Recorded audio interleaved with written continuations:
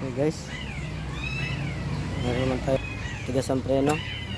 Yung Sportage, tigas ang preno nya, kaya kinalas na agad natin tong hydrovac ang tawag dyan mga karasa.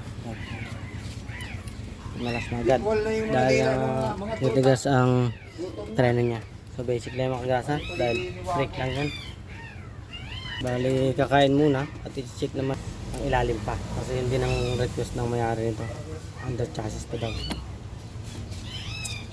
So mga gasa, inaantay ko na lang yung makina ng ating Toyota Altis. Ito yung transmission yan, ito yung cylinder head. Yung cylinder head, ano na yan, wala na yung cylinder yan eh. Papalitan ko na yan, cylinder head na yan, surplus lang.